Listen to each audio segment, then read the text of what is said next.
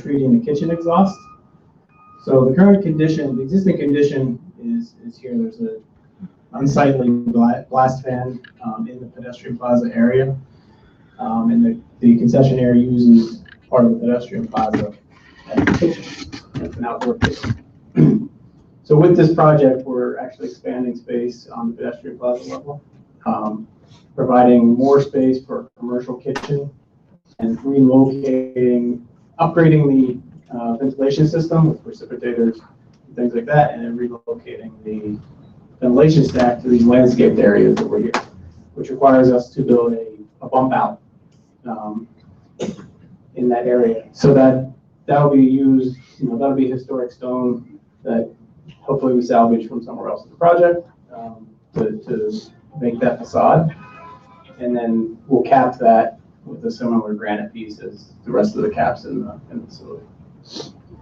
So the way that looks, this is a very technical looking section, but the idea is that the kitchen exhaust will come through the ceiling space within the parking garage. Will come out of this wall here, and then straight up through a grate there. So that is the last remaining landmarks piece that we've had. So I think that'll be the extent of the landmarks.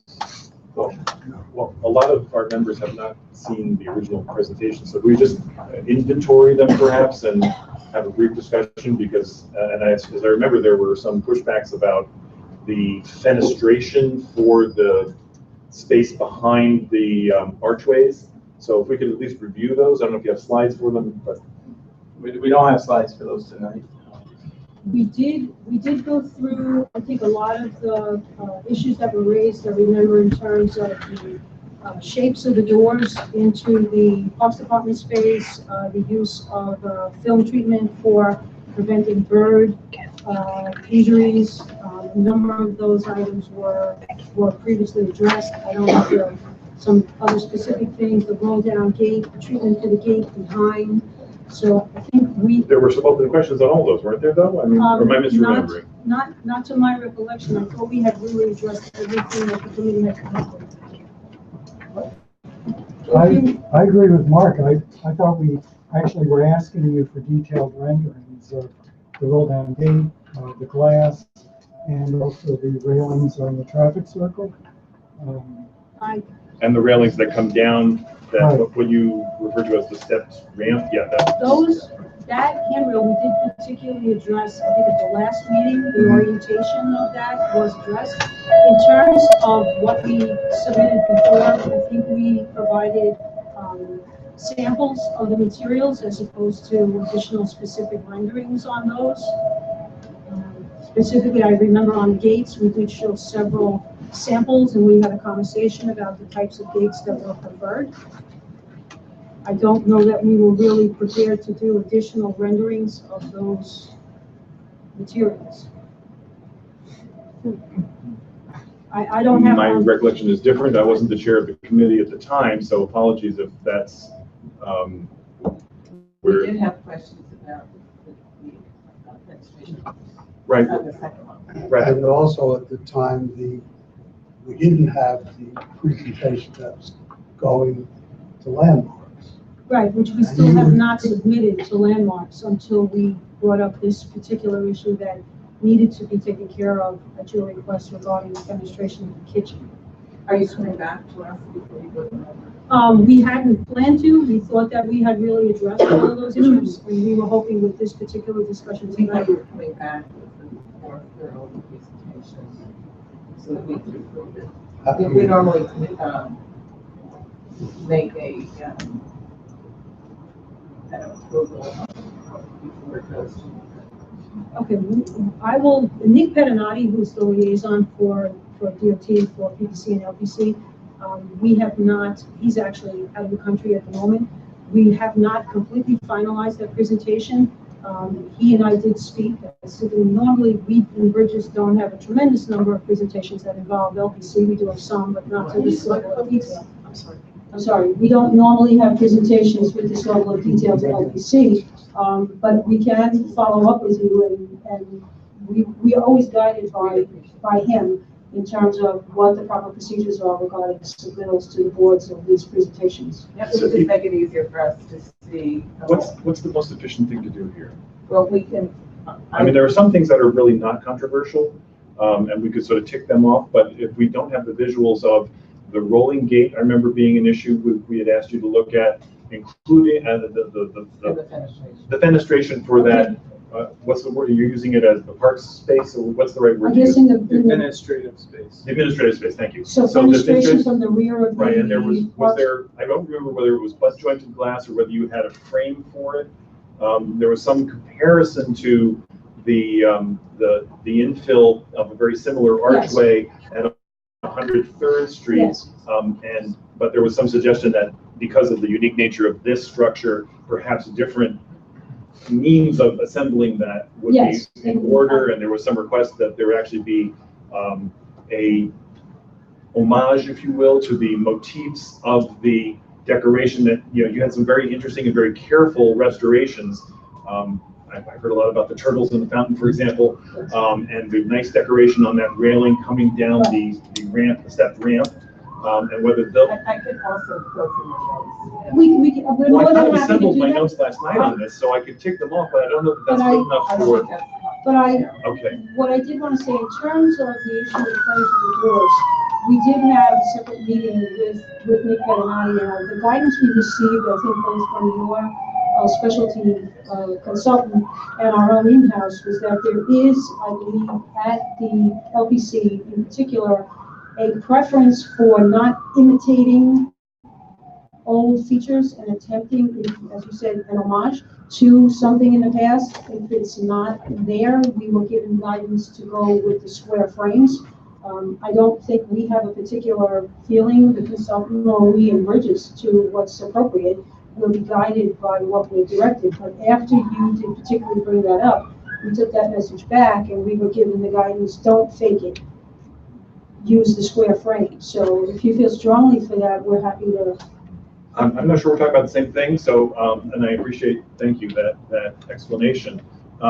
It's very hard to know, for example, if we're talking about whether there is a panel framing around the windows, and that frame the door, and there was a suggestion that butt jointed glass would be a better fit. That wouldn't be a current or a former. This is all new. Right. Therefore, the question is what is appropriate. That's our standard, as we all know, right?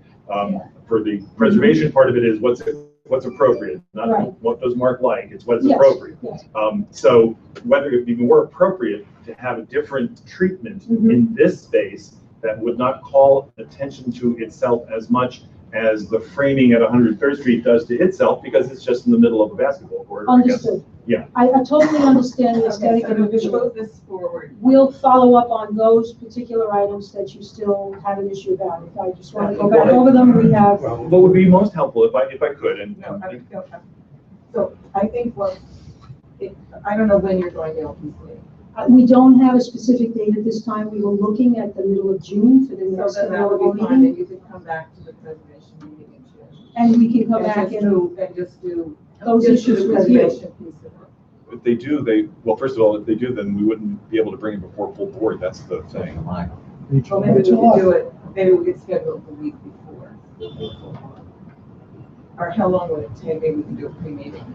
My suspicion is that this could be quick because most of the things, I mean, you're restoring those nice We're down terracotta to things. small That's not the things, issue. right. But I think if our full board start is Tuesday the 2nd. So let's It's agree Tuesday. that we will find a If we date could that do a works. pre-meeting, and then we could vote on it. If that works for you all, I Fourth. think we can, Before. I think we can figure this out. So we would meet at 6. Or the day before, or something like that. That would be fine. I don't remember what the answer was on that issue with the butt glass. I do remember the issue on the frames. I honestly don't remember the fenestration in the back. Yeah, the idea with the storefront. Thank you. Sorry. The idea with the storefront was to make it transparent and different than 102nd Street, right? Because it looks a little bulky up there. And what we arrived at was more of a butt glazing type glass that is, devoid of features and just kind of blends into the overall aesthetic. So I think And it's the good if we have a brief meeting and discuss it then, whether it's taking.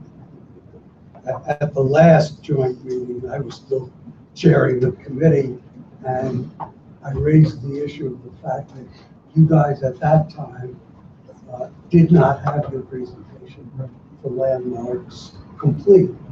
And the normal procedure is for an applicant to come before the preservation committee with the actual presentation that's going to go to LPC. So that's to cut through all these details, come before us sometime in June. Well, whatever the chair We're works gonna out. do it prior Whatever. to, we're gonna have to do it prior to June 14th, but we'll work the details out. Which is fine, but just come to the preservation committee with the LPC complete presentation, And I and we'll think- review it. And I think, again, what we were trying to do was be sure that we had dotted the i's and crossed the t's before we finalized that. That's fine. So that's, I think we're on the same It's page. always a I moving think we're target. in the same page. Okay. I do like the way this Came out. Yeah. Should we go on to the next section? Can I ask a question on the procedure though? If we're going to have a pre-meeting before, can everyone hear me? If we're going to have a pre-meeting before the board, full board meeting, will we be given a handout or will it be something visual? I mean, what quality visuals will it be? We'll come back with the presentation of those slides that are appropriate So for the logistically speaking, conversation. how would we take a look at that before the full board meeting, I guess is my question. Because We- this is an important project and I think that if this were any other ordinary application, we would perhaps suggest that the LPC review be postponed for a month so we could see the full presentation. That's what we Well, had wanted to see. I don't want to delay this. Let's let the chair schedule this. Yeah. My suggestion is that, even those, whatever the state of the slides are, if you could share with us in advance, and then even if at the presentation, you need to say that this has changed or that has changed, that's perfectly, we understand that, we'll work with you on that for sure. But our committee usually functions very efficiently, and especially if you're gonna meet at 6 with a full board meeting at 6:30 right behind it, we need to move this along, and we're prepared to do that. So if you can share with us the slides to date, then we would be prepared, because I think a lot of them will not be controversial for my colleagues on preservation. I've outlined what a lot of them are, and I think that the areas that we want to see and spend a little bit of time on are the storefront info, if you will, and one or two other aspects, but that's, and the rolling gate. And then the rest, we just need to see it so that folks can say, yep, that's okay, and we'll approve it. So if we could have that in advance and then any explanations live, I think we can make a very quick. Even if we know the characters. Yeah, we will, and I will be sure that Nick comes with us. Now, Vern, I just thought I'd mention we have an open meeting on the 20th. Parks and Environment is the meeting on the 20th. So you could use that. Okay, we'll figure that We'll out. work this out. Okay. But I'm not certain my preservation Yeah. colleagues can make that. We'll That's the thing. work something out. Because that sounds like this is Let's gonna be finish- just a let's- preservation I know, meeting. but let's- Yes, Yeah. just that we're down to one or two details. All right, so now we're gonna move into the next two items of the presentation, which I have to Yeah, do. before you do that, I just want to let you know that we are failing this week. We're live. Don't be so sure. It's trial. So the next two pieces are the other outstanding pieces we left with the board, which were the treatment of bicycle facilities at the Rotunda and construction staging area considerations. So we'll run through those both, and then we'll take questions at the end. Yeah. So the existing bicycle condition, the approved plan currently on file with DOT operates like this. So the river would be at the top of the slide here. And access is on a shared bike lane from 79th Street, which transitions into a separated dedicated bike lane with a painted buffer. I know you don't see that right now because all those paved markings are long gone. And the way that operates is traffic going to the park from 79th Street into the park comes along around the Rotunda and can access either northbound or southbound on the ramps adjacent to the water. And then vice versa, if you're coming from the park up to 79th Street, same thing. You come the opposite way up the ramps and traverse the other half of the circle back to 79th Street. This does have a stop sign at the Henderson Parkway. which has pluses and minuses, but we're going to intend to keep it, which I think improves the safety. And as far as barrier heights go, there's a substandard barrier height for cyclists. We need 42 inches. It varies throughout the facility from 27 to 48. So we have to address that as well. So this is our latest and greatest iteration of the proposed treatment, which is actually very similar to the approved plan that's already on file at DOT. The improvements really are increasing visibility of cyclists and advanced signage, alerting drivers to the fact that there are other users in this facility, and better aligning some of these connections into the rotunda. So that'll improve the sight picture for vehicles coming into the rotunda that can see cyclists coming around, and kind of increase the visibility.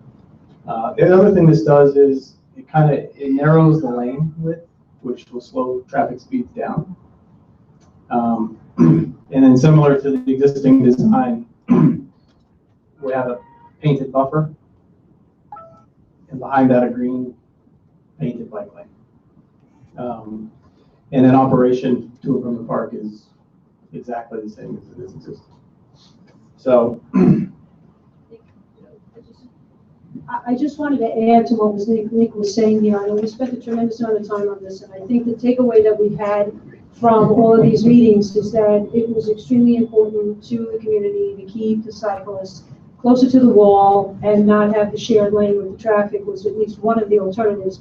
And so what we've been able to do in this iteration is to, I think, accomplish some separation from the moving lane, provide the buffer that we were asked to provide, bring the cyclists closer to the wall without compromising the line of sight, which was what our engineers were genuinely concerned about, by keeping the stop sign at the end of the ramp and having the rotary operate in that way. It may be just a little bit of an undersell, if you will, in this photo, but I think this really reflects the best of the alternatives of what we heard, what the community was really desiring in how we were going to bring cyclists into that area of the river.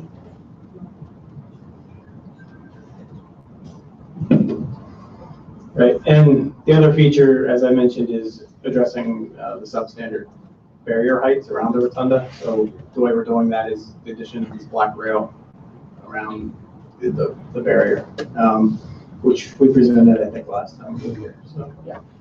Could I interpose on that, just so we can save some time next time with preservations, because that is visible from the areas where we're preservation, as I understand, LPC will want to know. So for my colleagues who are on preservation, that's a round, like steel tube with posts painted black. It's a square steel tube. Square steel yes, tube. painted black. There is a precedent for putting a tube railing on top of barriers in the park.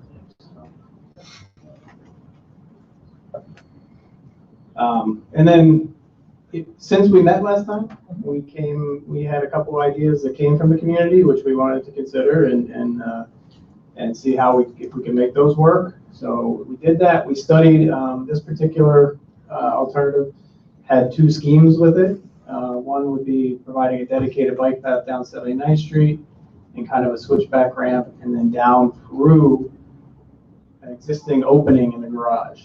Now, the only thing with that, the challenge with that was it restricted access to the garage, because it need to make that a true shared lane, it has to have a certain width. So we would take up so much width of that opening into the garage that vehicles wouldn't be able to get in. So we dismissed that one pretty quickly.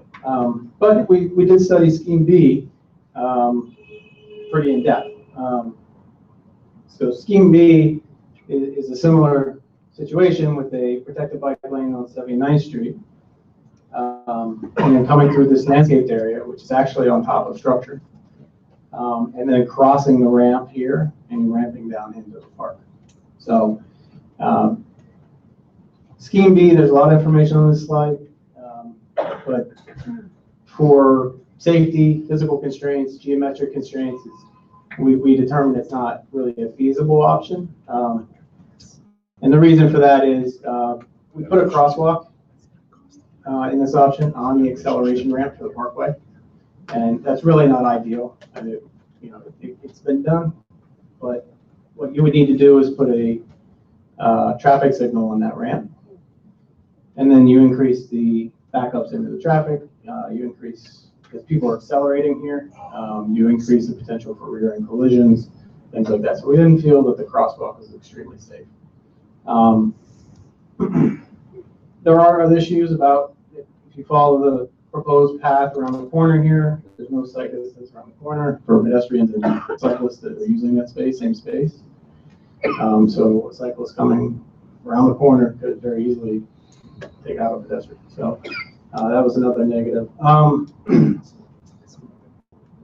The other things that kind of snowball into this alternative are also operations of the 79th Street and Riverside Drive interchange, because then we would have to get cyclists coming down 79th Street across this corner and onto a dedicated path. So you would probably end up with a bicycle box here or something similar at 79th Street to allow bicyclists to make that left turn.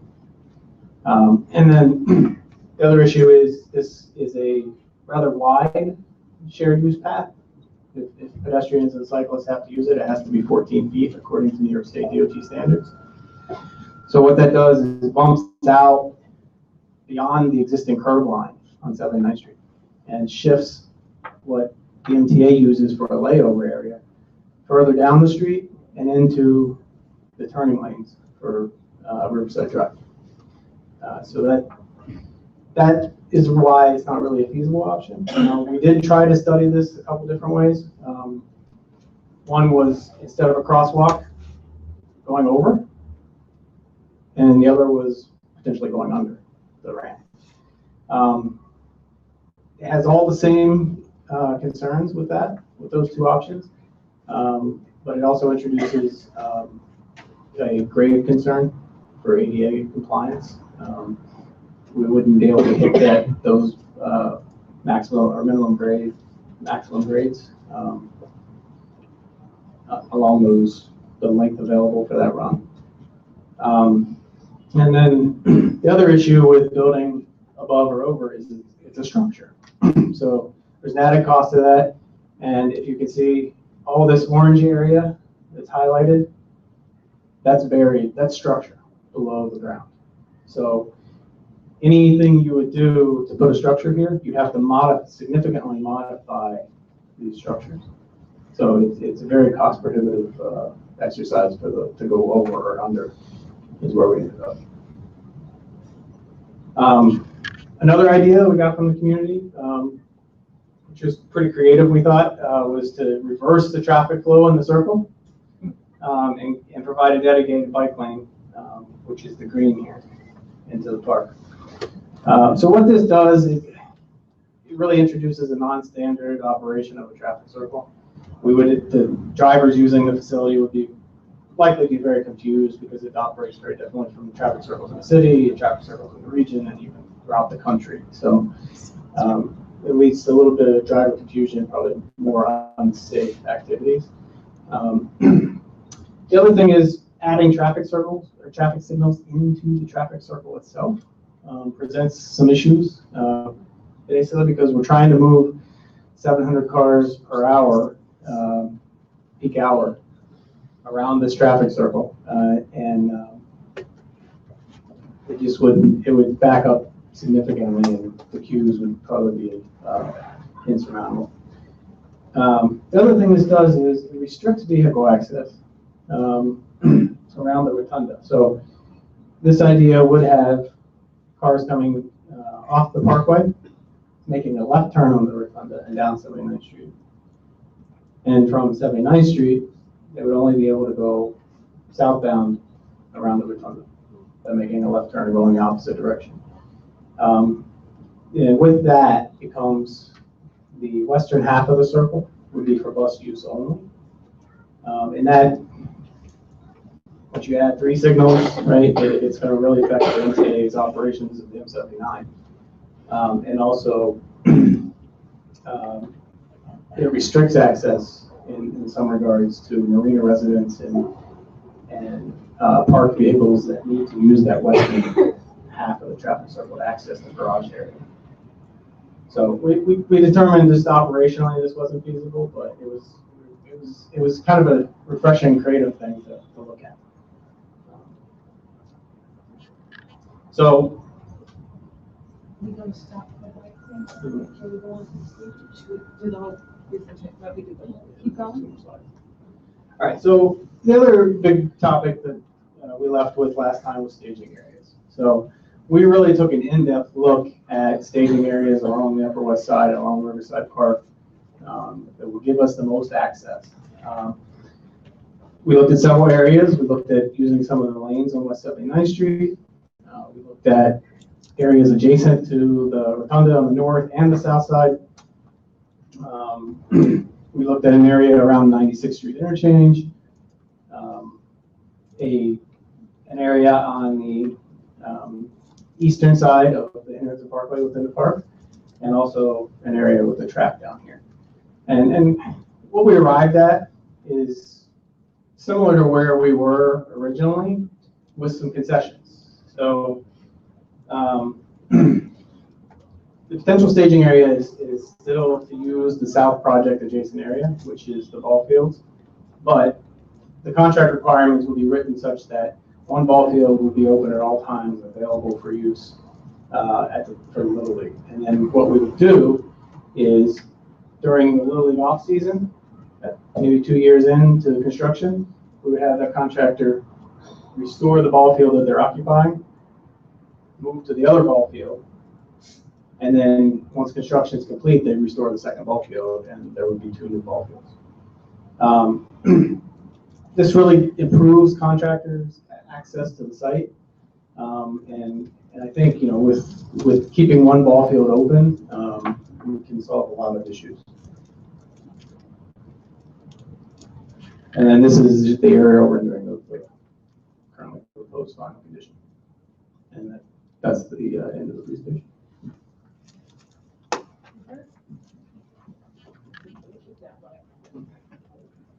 Roberta, do you want to do committee questions? Yeah, we're gonna do the committee questions first.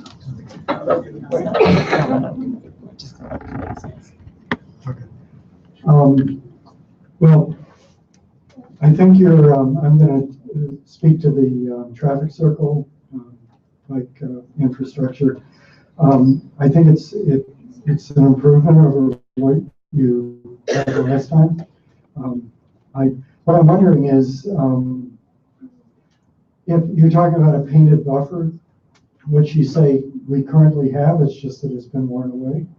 That's right. Yeah. So it was placed, I think, in 2014, right before winter, and pavement markings on asphalt don't necessarily do that well. So the advantage we have now is we have a newer material for pavement markings, and we also have a concrete bridge deck, which will adhere much better. So how long would you expect that to last? Design life on the striping, right? Between 5 and 10 years. But yeah, the striping is something that needs to be maintained. Exactly. So it's, we're always restriping roadways and crosswalks, right? Well, we did. Just for the minute. We did also look at the possibility of some other kind of treatment, and the problem is that on structure for us, adding an additional barrier or some other kind of, the flexible delineators have a shorter lifespan than paint. They are mountable for the buses, which is important, but any other kind of barrier presents 2 specific issues for us that have been a citywide problem. One is actually for this specific condition, the weight of them. The second is snow removal, which we do not do, the sanitation department does here. At every one of these locations, it becomes very difficult. The snow winds up getting piled up against the barrier, which restricts then the operation of the bus through the circle. The other problem is behind the barriers, then there is no one to remove the snow or sweep or clean behind the barrier. And so for that reason, we did look at a number of potential treatments for what I think is termed a protected bikeway. And in this case, we found that this really, we think, achieved what the community asked us, was for separation for the cyclists to feel more comfortable for the time they're in there, and yet provide something that's low maintenance that can be taken care of and doesn't pose those other problems. So those little rubber things that are sometimes placed on asphalt as a delineator, you couldn't use those, or? So we considered using those little separator curb type thing. The concern with it is, one, snowplows. We didn't think they would last a winter. Basically, they would just tear them up. You know, they would be buried in snow. Snowplow would just come and take it. And then that leads us to a little bit of a durability concern with the bridge deck that it would be attached to, because it's a mechanical connection, which was drilled into the deck itself. So if that mechanical connection is broken by a plow or something like that, you end up with a cracked deck, and you know, you're going to have to do deck repairs. So it's really a durability thing. Okay. So my next question is, how you're going to let drivers know that this is a shared space and that they can encounter cyclists, and why a stop sign and not either a traffic light or flashing red or something a little more demonstrative? So, as I mentioned, one of the big improvements, and we didn't go into all the signage here, but there is a significant improvement in the amount of signage and notification that this is going to be a shared space between vehicles and bicycles. We have to do that. It's the only safe way to do it. So when cars are exiting from the north, they're going to see a sign. They're going to see a sign immediately coming off the ramp. Bicycles ahead, slow down. All right. They're going to be alerted right away. And why not a flashing red instead of a stop sign?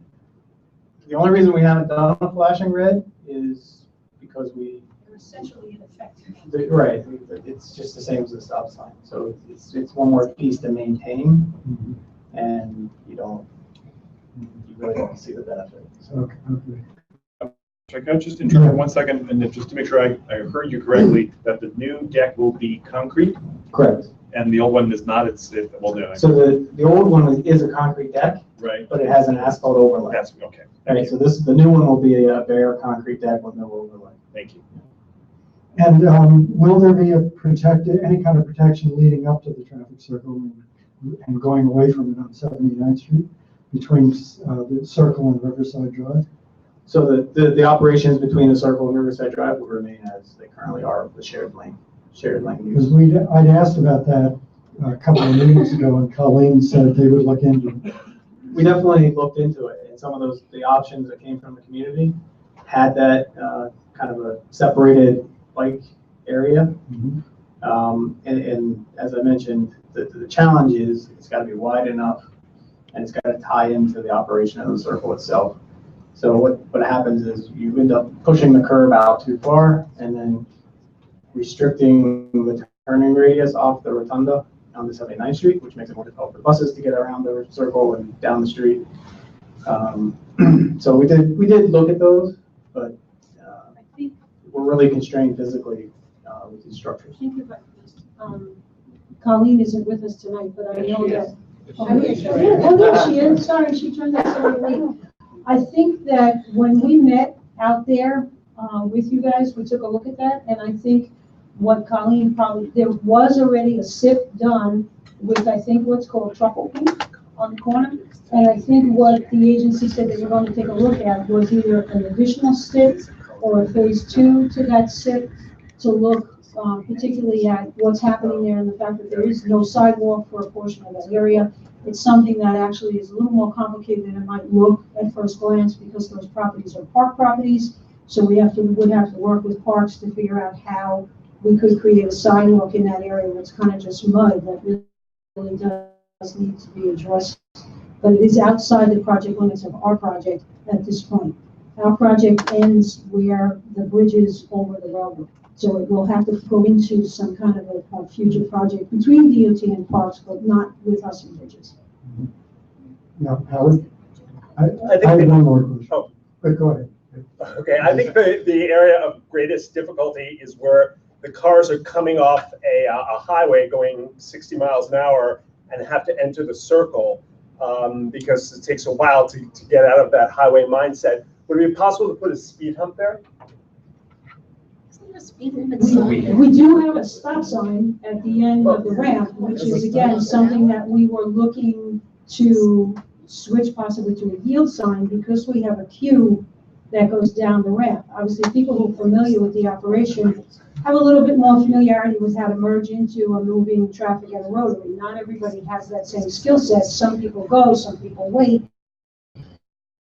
And we have a spillback and a queue down the ramp, and that's why I think we were looking originally at converting that from a stop sign to a yield. But I think by putting the stop sign back, what we're hoping to do is to create, or keeping the stop sign there, is to keep, to do what you're saying to do is essentially. But wouldn't the speed hump be more effective at doing that? Well, I don't think anything's more effective than an actual stop sign or a red Nothing light. is more effective than a stop sign? Legally, no. Well, I'm talking, these are human beings on the ground. I'm just talking, what is more likely to make a car slow down, a stop sign or a stop sign plus a speed hump? So what I want to do is have Rahul, he's our traffic engineer on the team, speak to whether or not we can put speed humps on arterial ramps. I'm not sure that we're going to do that. I think we did consider that, but the other thing that comes up is the deck itself. So we're putting this hump on there, and it adds a different impact load to the structure that we're trying to maintain. I mean, think of it as like you hit a vehicle going on this and hitting it, and then it adds an impact load every time, and that adds a substantial it's a fatigue it would add to it, and the steel will have an issue with that. Why is the car any heavier on a speed hump than on flat? It's not the weight of the car, it's the impact. Right, and it's a huge, I mean, it's a major issue. And that is. They don't usually do it on bridge structures. They do it on land structures. Okay. The other thing especially is, this is historic. So Yeah. the more vibrations and dynamic things we introduce into this masonry, we're gonna have issues down the road with stones cracking, grout failing, things like that. I just remember you, Nick, telling us a couple of meetings ago that the stop sign was regularly disregarded. And I went out there and I found that to be the case also. So yes, I said that, and it's true. But what we're trying to do, again, increase awareness of cyclists, right? So they are aware that something's about to happen when they get to this intersection. And the other thing is realigning this intersection. So currently, this just flows right into the circle. So once we put this jog in here to the left a little bit, it's going to slow cars down, and they're going to be more apt to stop before they enter that circle, so they can see what's coming around the bend. And the signage is a big part too. Currently, I don't think there's any signage there regarding light traffic, and so it's going to be a substantial change in that way. Yeah.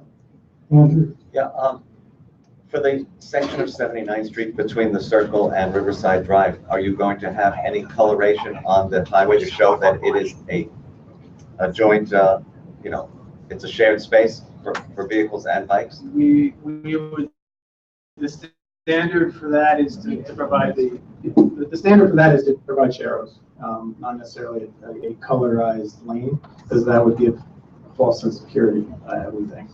Is the cyclists think they're in that colored area and they're safe, right? They're out of traffic. Maybe I'm not understanding your question. You're talking about the section under the bridge? And all the way to Riverside. Okay, because we're not going all the way down the riverside.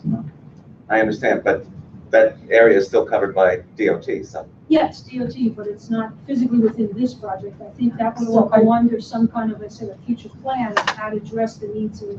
So I think at the next transportation committee meeting, we should have requesting that SIP, an expanded SIP. Right. Absolutely. Okay, I just had one other question, and then I'm going to give up the mic and pass it around. Your consideration of the second alternative, which would have involved going up over And you said there are ADA concerns there Right. for a bicycle? So the issue becomes, and I'm gonna go back to that slide so I can talk to it, is if you put this bicycle lane on the south side, right? You're taking away the sidewalk space for pedestrians and you're pushing them to the north side, which we did numerous studies of improving signalization to make that a safer crossing for pedestrians and wheelchairs along the north side. And the infrastructure is not in place currently. So what we would end up doing is adding some signals here and really not be an efficient thing. So for that reason, we would still have to provide the ADA access on the south side to get to this switchback ramp. That's a big part of our project. I know not everybody has seen that, but we've presented that many times. In order to do that, you have to have a 14-foot width path so that cyclists and pedestrians can use that same space. And for getting basically from point A to point B, it is the concern for a wheelchair or a pedestrian if they want to go this way. We can't just direct them down one way.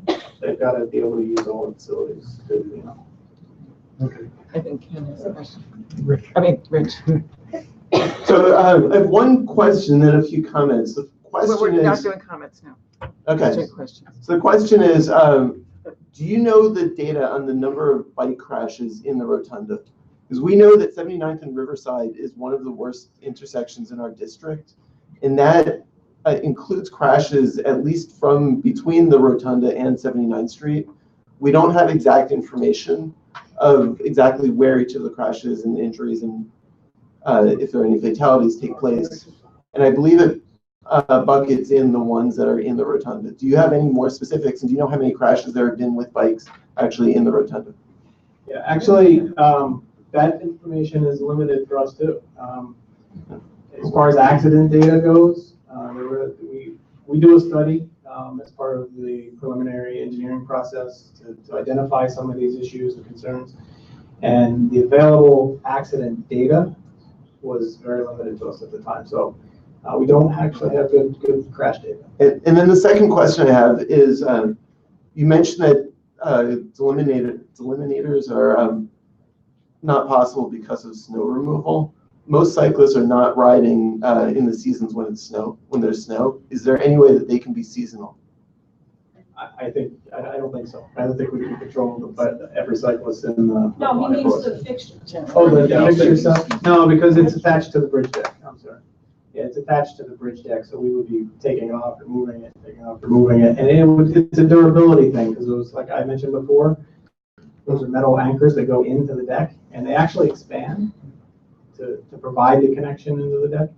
And to take them in and out is just repeatedly taking that concrete and pushing it back and forth. It's just like a freeze. You can't put a hook or something, or put plastic? The biggest problem is exposing all of this to salt. It is the worst. And also, when is the day when the snow stops? We don't know that day. No, well, you don't know exactly, but it. In January, Nick, thank you. I have been part of the past two presentations, so I appreciate, along with Ken's comments, at least regarding the Parks and Environment Committee presentations, what has come to fruition here. I think the thing of our concern definitely is the staging of the ball fields, and I know that you've gone through countless schemes for the cyclists and bicycles. We have joint committee meeting tonight, but really concerned about your depth and breadth of the consideration for those staging areas. I know that you have generated multiple schemes for 6 different locations, and I think knowing the history of the committee that I sit on as co-chair with Ken, knowing that we have brought to your attention the consideration of the 95th Street parking lots and what kind of came out of that, and just kind of knowing more so that we can have discussions with the users of those ball fields that are here tonight. Yeah. So I think where we're at is that the input we got back from the Parks Department was that that facility at 95th Street was not going to be available for this project. They have their own uses of that space as well as other projects going on. I don't know if someone is here tonight that can speak to that, but we did have conversations with Parks about that. We took it off our list when Parks told us it wasn't available. But I think what we took away from these meetings was that we had to be able to provide the community at least some use of the ball field. And what we've done, I think, is maximize what we can do.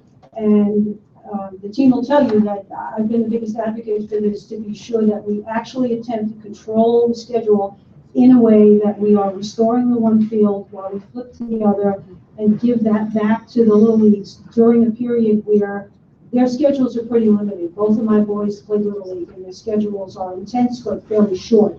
So we think what we've come up with here is really the best that we're going to be able to do, is to cut what we had before in half and give the community back 2 ball fields at the end instead of having basically 2 fields out of use for 4 years. And your, sorry, Roberta, I just have a second part to my question.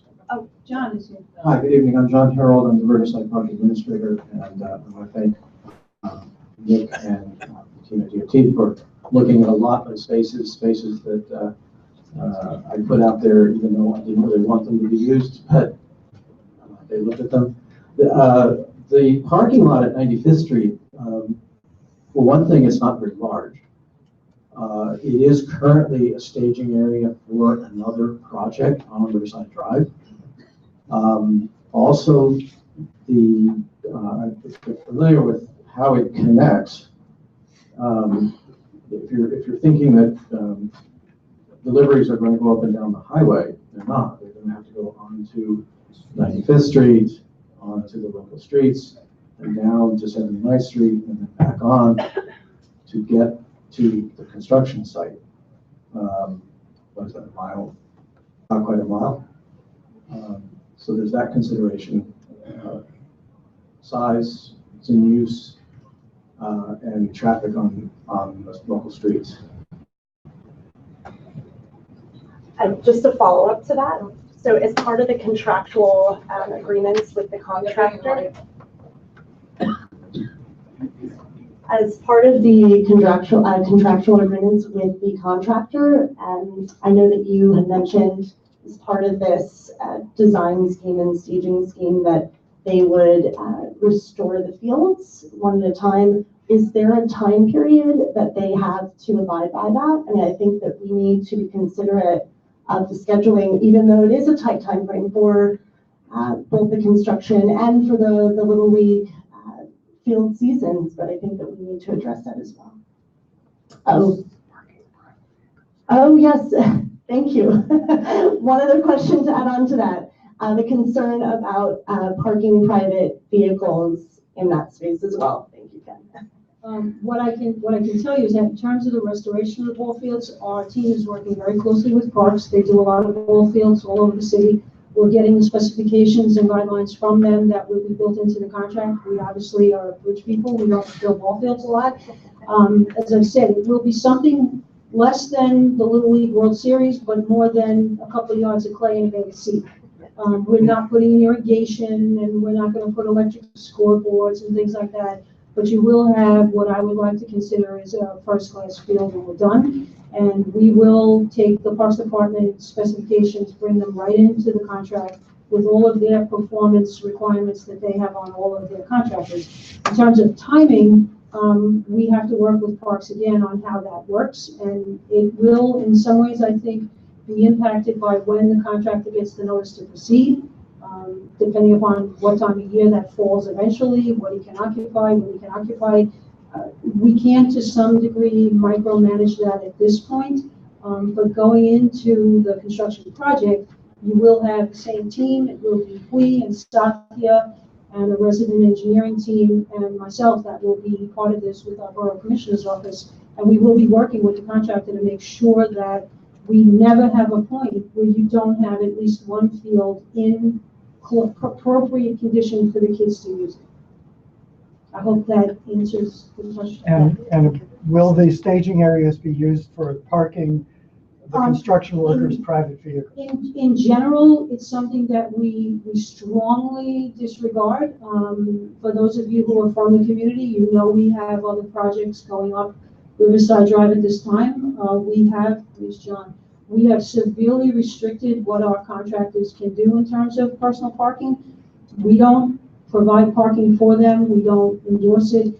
I can say that the contractor in this case, by cutting this in half, he won't have any room to park people's cars down there. Does that mean that there won't be, one or two people from the management of the contractor that will come to visit the site and park down there? Will there never, ever be a personal car there? I don't think that's the case. But will an entire crew of people park there? No, it's just not been allowed. John has worked with us on our project up at 94th Street, and we've dealt with that issue many times about getting our employees out from underneath the parkway structure. And that's Parks Department policy with our own construction projects. Staging is for material, equipment used in the construction, crane, backhoe or something. It's part of the job, that's going to be there. But it's not for parking of people working on the site. So just to clarify the staging, I know you keep saying one's always going to be open, but what does that really mean? Are you going to be keeping one open for 3 years, another 3 years? I just want to kind of understand that a little bit more. It's always going to be open. Well, I don't. And the second part, just so, is I know you talked about a season. Has anybody coordinated with Debbie or the team to look at to confirm the dates of the league? We do. The Little League seasons are very, widely known. The Parks Department has them, and they've given them to us, and we will build them into the contractor's schedule. Well, the people from the Little League are here. I mean, they'll know their dates more than anybody. No, the Parks Department issues them the permits, so they as Okay. well know. We will have that information prior to going into construction. At this point, we're looking at a project that is approximately 48 months. So we're talking about something where we have to find a point where we would, if you will, make this flip in a way that makes sense for what is called the prosecution of the job. So we'll have to find a milestone where it dovetails. Why does it have to flip? Why couldn't you just have one open for the next 48 months and the other one and just leave it that way? Why does it have to flip? Well, because then at the end, you'd only get one ball field. If the contract is only occupying one field, you'd only get one field fixed at the end. They're gonna We want to fix give you both two. fields. I understand. We want to give you 2 new fields for the pain of I'm not losing. sure it's that unfortunate. Well, it's not a I'm just understanding the philosophy. Great, we want 2 fields, I'm just trying to understand how you're going to be splitting these. It's just asking questions. It's not a question of being altruistic. We're going to do this in a way that provides the least impact to the community and the most benefit. So going back to the traffic circle and mixing the bicycles with MTA and 700 cars per hour in peak, your scheme A, I was not clear on why you rejected that. You have a garage egress, presumably a lot less than 700 cars an hour. Can you clarify the reason why scheme A was not acceptable? Yes, sure. So that garage, opening into that garage is only 18 feet wide. And as I mentioned before, this path, in order to be available for all users, would take up 14 feet of that, leaving only 4 feet for a car to get into the garage. We're going to now have questions only. There'll be comments after the questions. Good evening, Julian, Councilman for Rosenthal's office. On the issue of the stop sign, I'm not familiar with red light cameras, but is it possible to have similar technology to enforce that stop sign with the state? My understanding, and you all from the elected side may know better than I do, but my understanding of the red light camera legislation that was recently passed expanded the number of locations, but they are actually specified in the legislation, the locations for the cameras.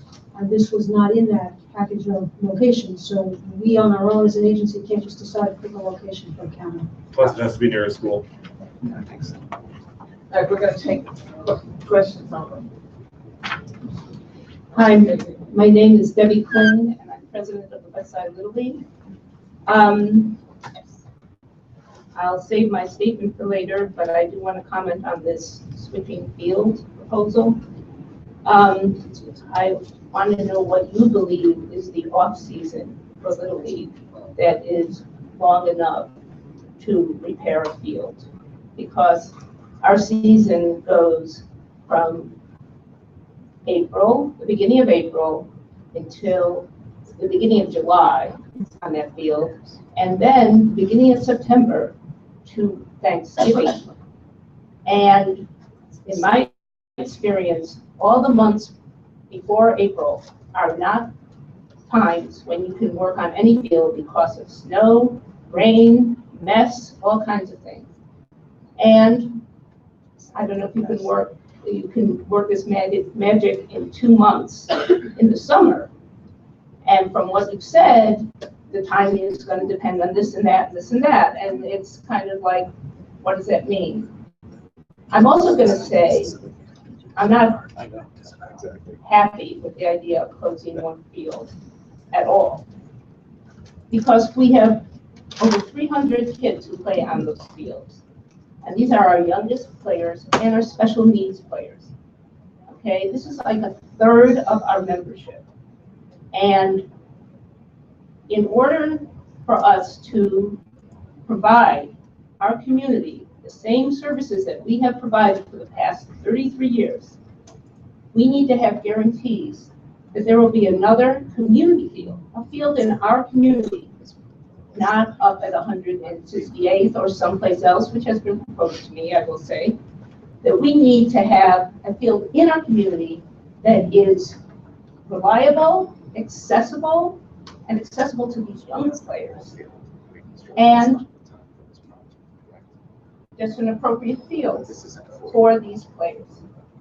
And this is going to involve coordination with Riverside Park and with the Parks Department in general, the City Parks Department, to get some kind of guarantees about this.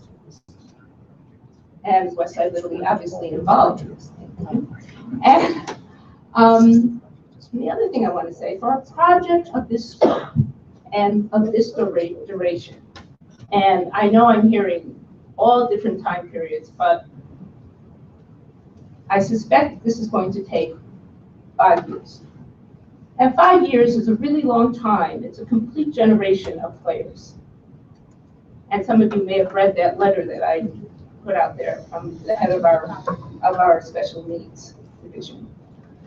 And we need this, the burden of this should not fall almost exclusively on the shoulders of the Westside Little League. There are other youth sports groups that use Riverside Park fields in our community. And I think for a project of this scope, it should be, the burden should be shared. And that includes other sports leagues and private schools. It should not just be on our shoulders. And I'm here with other members of our board and coaches and division heads, and they may want to add other things. Is there an answer? Are we taking comments now? No, just questions. Questions, okay. My question is this. The design that was built in, was it 1936? Once the restoration is complete and before the paint is applied, is the structure basically the same as built in 1936? Yes. Thank you. I'm sorry, could I understand the question and answer better? What, paint of what, I'm sorry? Before they put the paint on the road. The deck, oh, okay. Deck. You're not talking.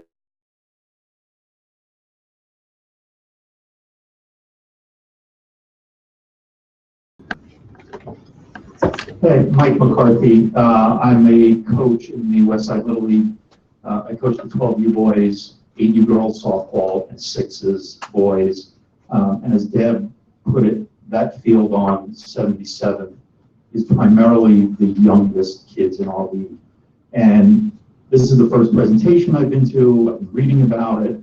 But the one thing that I've not heard nor have I read in any of these presentations or in articles about it, is what are you doing to protect the safety of the kids who will, I guess, now be using part of that field under your plan?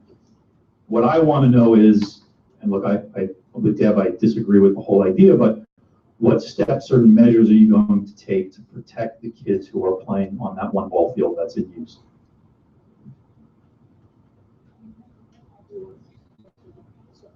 Yeah, so I mean, there are provisions in the construction documents that allow for site security, site access, and we can write in requirements to strengthen that to also include safety of adjacent users, and that's what we would do.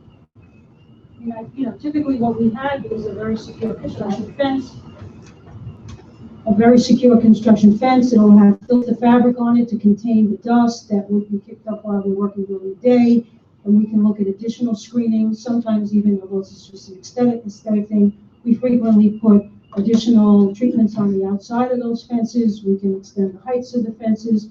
We can actually have the contractor do, one of the techniques we've used on a lot of projects is to have a spray operation on top of the area where they are occupying to be sure that they are kicking up as little dust and material as possible.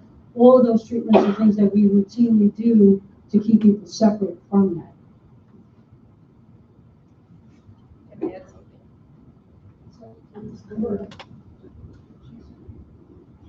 Hi, I'm Caitlin from Assembly Member Linda Rosenthal's office.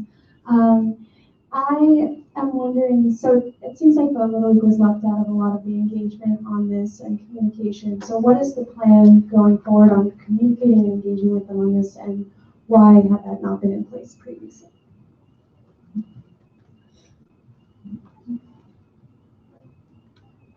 Yeah, I'm not, I have to say, I'm not sure what the expectation was. Our responsibility is to come to the community board, which we've done actually at this point 5 separate times. That's the model that we follow in our engagement, is to work through the community board, through all the organizations and groups that are part of the community. We don't generally go past the community board into other civic or community organizations. We work through the community boards. What I can tell you is that during construction, you will have a full-time community construction liaison on the project who will be here for the duration of the project.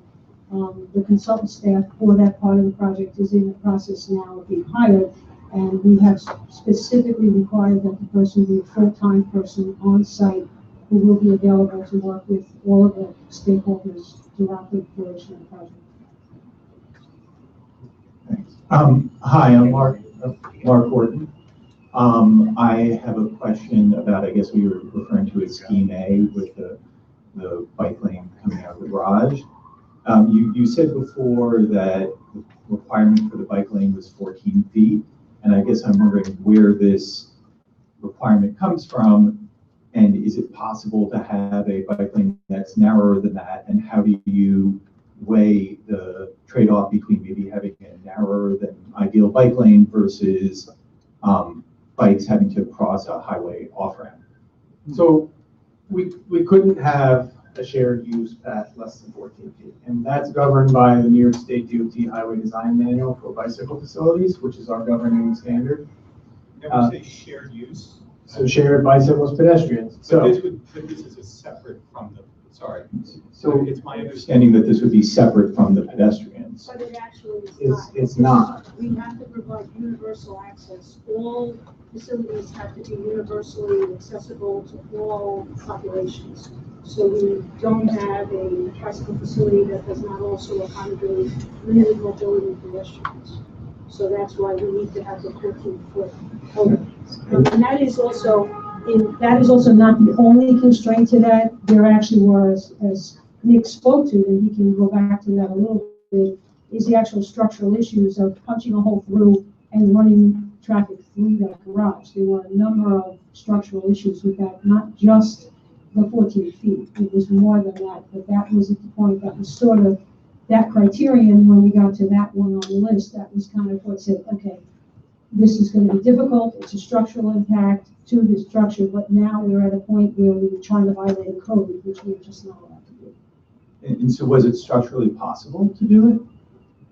No, it doesn't, things are structurally possible, but it's not physically, it's not geometrically and physically possible to fit it in the space that's available to use. Because of the code. Because of the code and the grades that are required to make this work.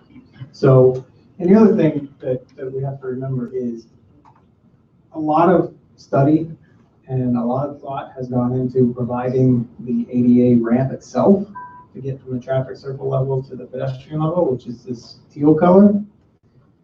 A lot of study has gone into placing that on the south side of the rotunda. And the reason for that is the traffic signal improvements that would be needed to allow safe, accessible access on the north side of Riverside Drive are too significant. What happens is you end up needing signals like in the middle of the block here, a signal basically that conflicts with some of these intersecting roadways. So it just doesn't work to push the ADA users to the north side.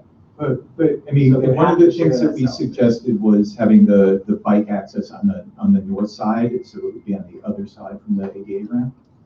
Did you look at that? Right, and back to Jolene's point, it has to be accessible to all users. It's not, we can't distinguish between bicycles and pedestrians at an entrance to, a major entrance to Riverside Park. And that's the key. That's the key thing you do now.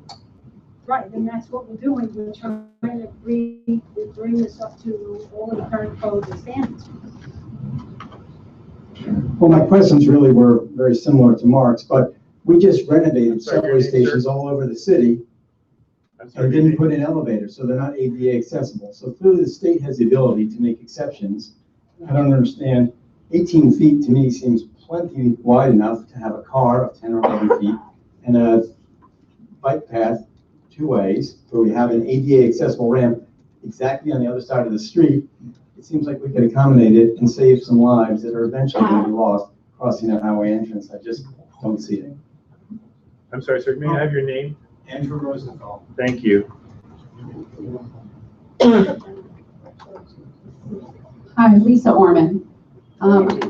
I hear a lot of silo talk, you know, we're the bridge people. We don't do that. We can't get from, you know, the Rotunda to Riverside Drive. I'm just curious, did you talk to the bike people? Because I don't see them here. And can we get a cost list to understand what percentage of this project is actually going to go to improving the lives of people who live in this neighborhood, like walkers and bikers, and not just folks who are driving in and using our rotunda in their vehicles? So I'll apologize if it came across as silo talk. I think the point what we're trying to make is that when we are given our certificate to proceed by the Office of Management and Budget to move ahead with the project, we have a physical set of project limits. And for us, that includes our structure and bridges that goes over Amtrak and the rotunda structure. East of the Penn Hudson Parkway is an area that's beyond our project limits. So while we have heard what the community said, and we've shared that back with DOT, and we've had conversations with parks, and we actually met out there and walked through it. And everyone has taken a look at how the ramps operate and the fact that there's just a dirt path in one area. I think the acknowledgement is there by the agency as a whole that there are conditions there that need to be addressed. The point is we cannot enter into this project at this time. I apologize if that comes up sounding silo. The truth it isn't, because we had our bike people out with us in the field, we had our pedestrian group in the field, we had everybody from every team in DOT out there. I think there's an acknowledgement. There are conditions there that need to be addressed. We cannot just append them to our project because it looks like a good idea. We don't have the authority in our funding stream for what we need to just do that. In terms of the budget, at this point, because this contract has not gone out on the street, we cannot release what we expect the individual cost items to be. We can provide the board an order of magnitude for the project, but we will not be able to give people cost estimates at this time. It totally jeopardizes the bidding process. My name is Jim Wyman, from the West Side Road. I'm sorry, Jim. Jim, have you guys considered the park department sharing their for the staging area? I don't think that has been brought up. I mean, I wandered into that garage, it's empty. It's on the south side of the rotunda, it goes underneath ramps and is a. It is a staging area for them? No, it's the structure we're repairing. Structure that's going to be repaired. So you can't stage in the project. So the Parks Department will have to leave while we work on it. Peter Frischhouse, isn't it true that DOT routinely separates pedestrians from bicyclists on bridges and don't you deploy signs that say bicycles only? To my knowledge, where those conditions exist now, they may well exist. As we are upgrading our facilities, we're bringing them up to the most current code. I'm not the expert on exactly how bike paths work, but in all of our bridge designs, we do bring in our pedestrian and bicycle groups and our accessibility group to be part of the design process. So if there is a facility that is, I mean, I'm thinking of all the bridges off the top of my head that we've done recently. 78th Street over the FDR was completed. 81st Street was done by DTC. We did the Willis Avenue Bridge. All of those facilities, to my recollection, have shared facilities. I can't think of one off the top of my head that's bicycles only, except what we did recently out at Pulaski, where we took an entire travel lane away and provided it for bicycles, and the pedestrians were separate. That's the only one where we actually reduced vehicle capacity for the bicycles. It's the only one that was done. And the safety of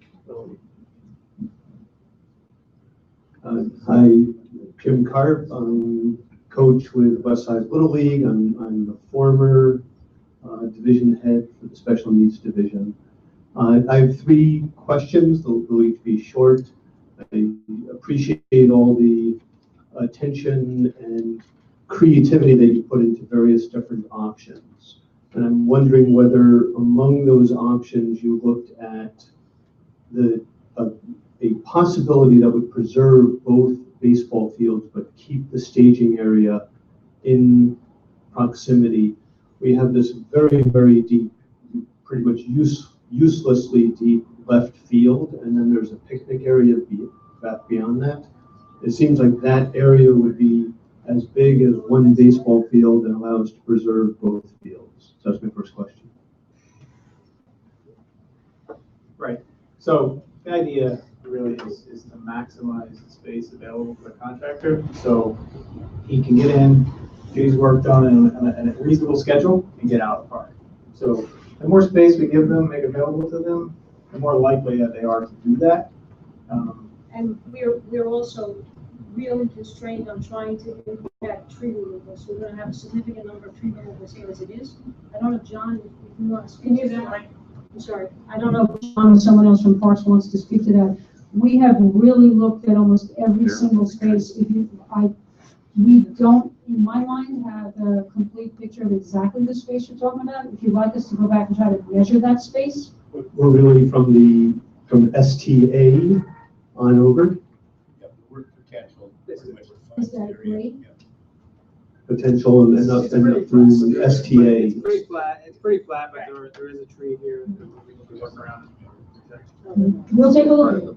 We'll take a look. that. I don't know that it's sort of square foot for square foot, but we'll take a look. Appreciate that. I've got comments, but I'll reserve that for the comment part. My second question is really to the community board.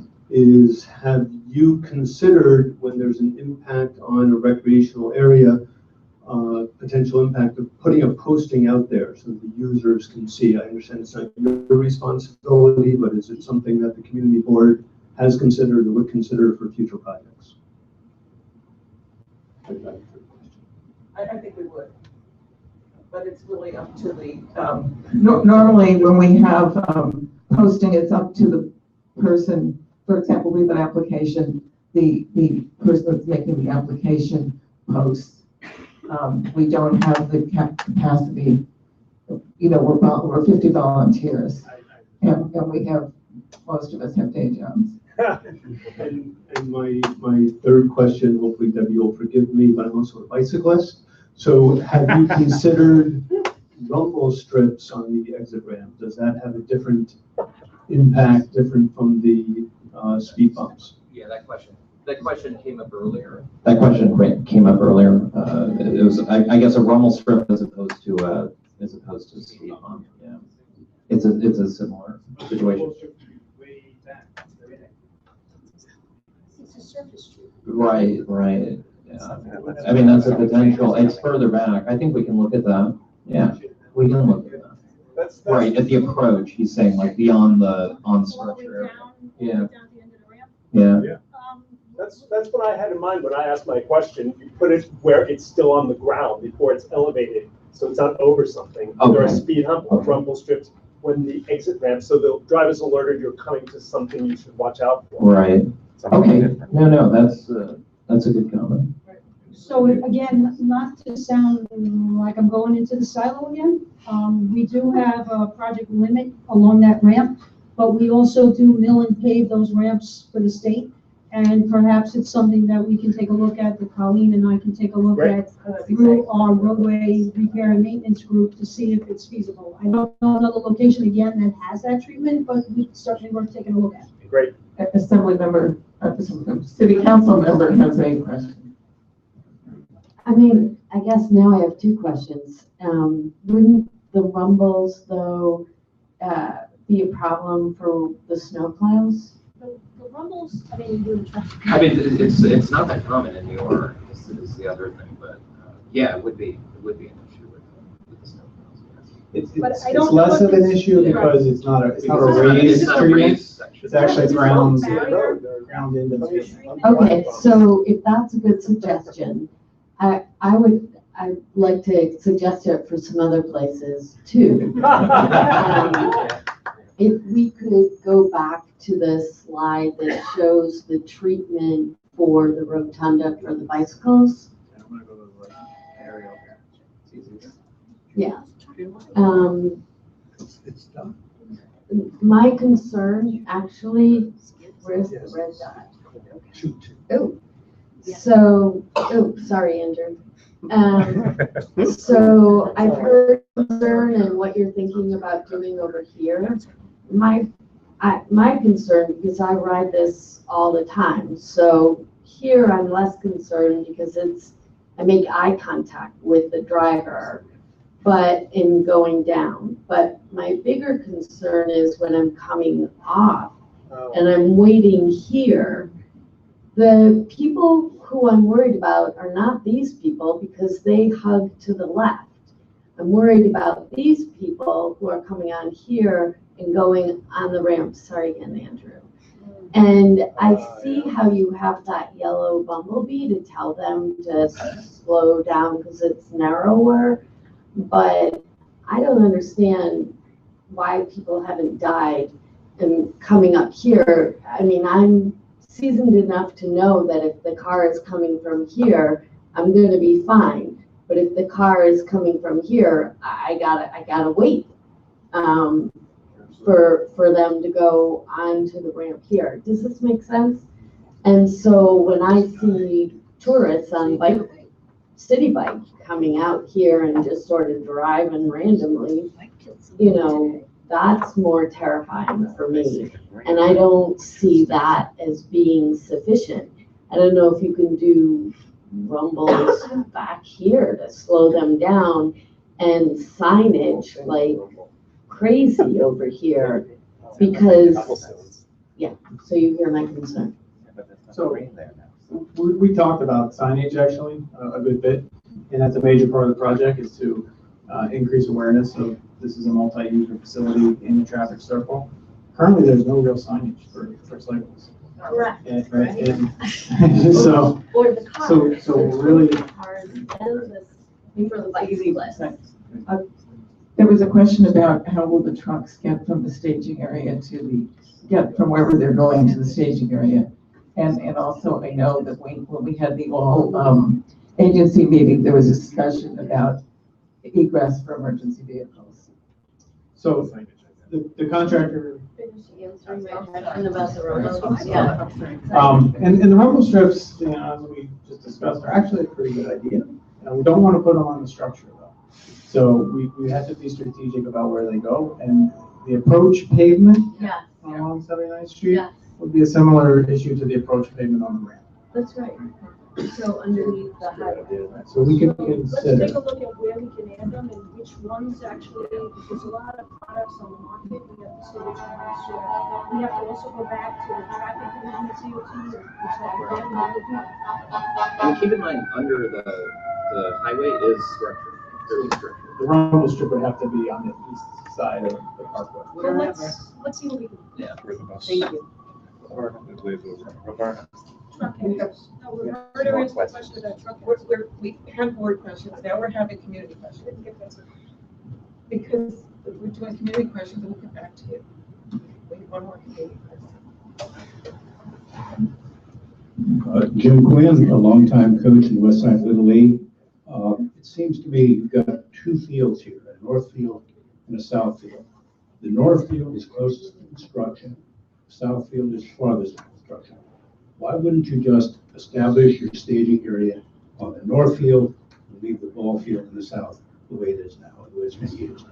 And then when the project is finished, do this restoration that you're talking about, or do it at some point, maybe during the term of the construction. But I can't see having the kids closer to the environmental concerns that people have here, having them adjacent to the construction and have the way around. So you get my point. We can certainly go back and take another look at that. What we were hoping to do by having the contractor make the upgrade to the facility during the construction project was so that we would actually get done at the end faster, and we would have two new fields essentially simultaneously. But we can certainly take a look at that, take one field for the duration, and then repair the other one, and at the end, then you'll get two new fields, but it'll be on a slightly different schedule. I'll ask them to go back and take a look at that, how that might impact. Alternating just doesn't seem to make sense. Okay. I think it's plausible, credible that they would do that, dragging the equipment from the south field. Oh, they will. The contractors move equipment in great distances, but if that's a desire for us to take a look at what the benefits of that are, and what the impacts are, we certainly just can't say yes to that tonight, but if that's something that you. It's safer for the kids to enter from the south field, which is further away from the construction. I don't know how you're gonna have them access the north field when there's construction right there. They're all gonna be coming now, nobody's coming from 79th Street, they're all gonna be coming from 72nd Street. All going along the promenade, the entrance would be right across from the classic playground. That is where the entrance should be. I don't think we have horse in that race. We'll consult with Parks and we'll see how it works and we'll get back to you. John's nodding that we'll. Going back to what you said earlier, originally we anticipated the project would result in two new ball fields. I think that just sort of stuck with us. I'm sorry. I think that just sort of, we held on to that desire to wind up with two brand new ball fields. But I also understand Jim's concerns and Debbie's about why move them closer. So it may be a better trade-off. So we'll certainly look at it. And with Jim Carp's suggestion that part of the north field and that picnic area, if you pull down the fence between them, might be big enough.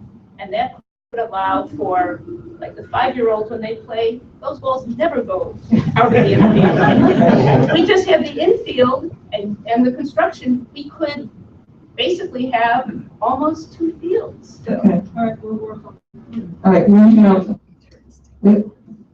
we have two more board members that have questions, and we're going to go into the comment period.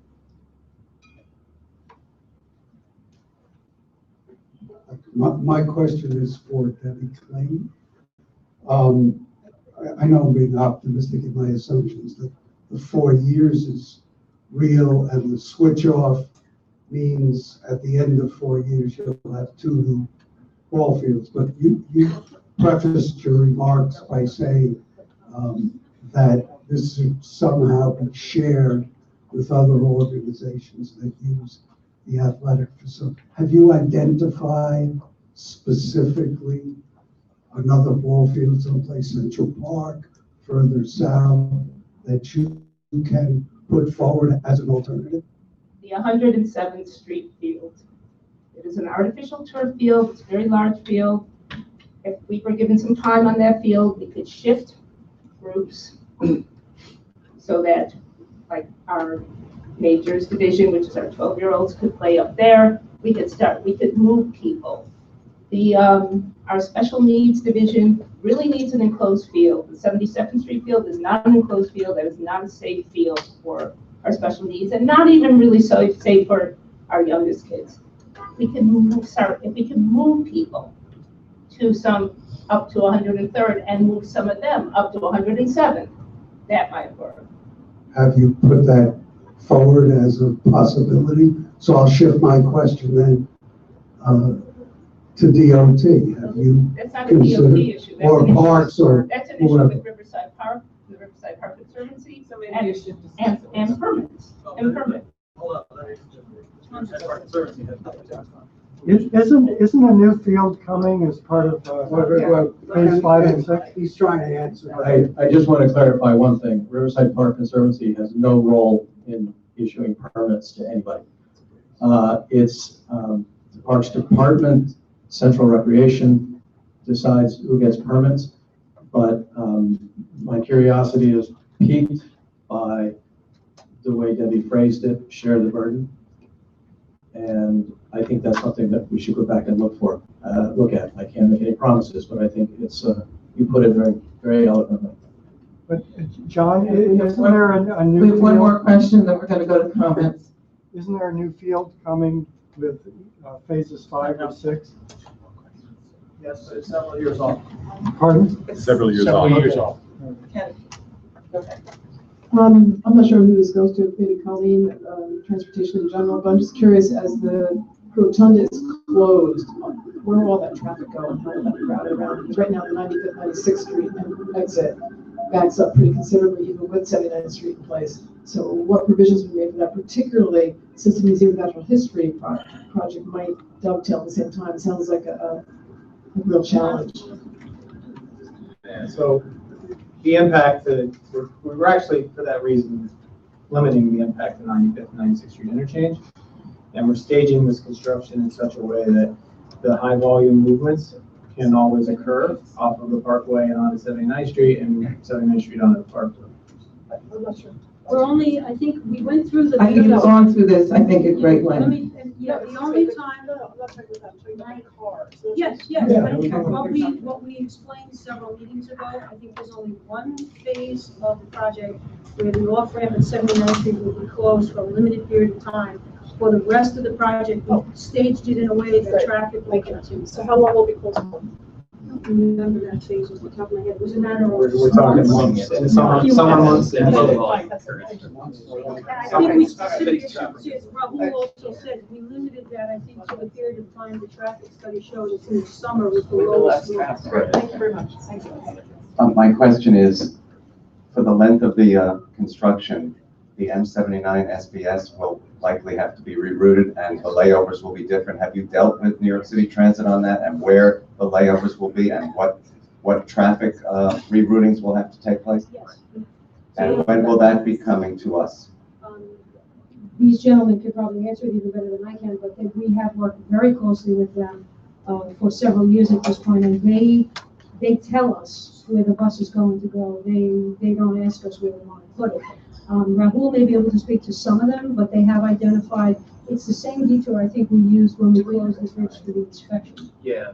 So we had a layover area. Luckily, the inspection time was low volume, so there weren't so many buses that had to be laid over. We currently show the layover on Riverside Drive, just south of 79th Street. But the final approval still hasn't come. MTA said you have to contact us when you're closer to construction because there are schedule changes all the time. So I don't have a detour in my head. We have detoured the bus before as part of our own work, and we do issue what we call enforcement notices to the community to tell you where it's moving. If the bus stop is involved in that, I can send the board back one of those to you tomorrow as a sample of what we've done previously, assuming there aren't a lot of choices, so the assumption is transit will use what they've used before, so we can share that with you tomorrow. Okay, thank you. Okay, we're now going to go into a comment. We're going to ask you to keep your comments as brief as possible. So whoever wants. Okay, so my concept, which is early on, it was described that the Rotunda is the crown jewel of Riverside Park. And I just want to point out that there's another jewel there, which is this baseball field, which is a unique baseball field in the fencing that it provides. I have coached for over 10 years now, special needs children. A lot of them are runners. A lot of them are attracted to water. By having that very high fence around it, it allows them the freedom to run in this enclosed space, to come back to the baseball.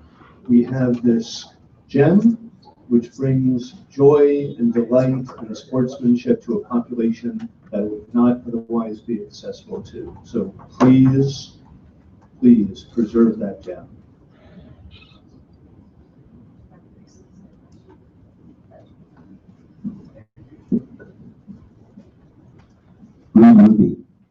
I appreciate the Little League being here today and talk about the safety of phasing and all that.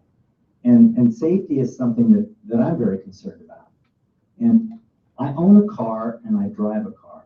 And I like driving the car, and I've driven this circle countless times. And it reminds me of other freeways that were designed in the 30s, Pasadena Freeway and this interchange. And whenever you get on those freeways, you realize that the standards then are different than they are today. Why? Because it's narrow. And if you go your normal speed, you're going to, crash. So when I asked earlier about this design, whether it was the same design except for the paint with regard to the structure, the answer was yes. So I'm very concerned because when Robert Moses designed this, he didn't design it for cars of today, and he didn't design it for multimodal use. So we have faster cars today, and we have bicycles that have been added. So my question about the paint was, the design is the same that he designed then today. Now we've learned with all the great work that DOT's done in New York and other cities, other work, that there's a difference between an unprotected bike lane and a protected bike lane. And just from my experience, because I also happen to ride bikes, I feel very differently in a protected bike lane, especially if there are protected intersections, as opposed to other kinds of intersections there, than I am in an unprotected lane. So here, all I see is paint. And let's just say the paint lasts for 100 years. I'll be willing to, concede that point. But when I'm in a car, I really can't always see the paint. And I can see the paint looking at a plan down. I can see, oh, there's a green painted bike lane and it goes there and it goes there. When I'm in a car looking like this, I really can't see all the paint and all where I'm supposed to go.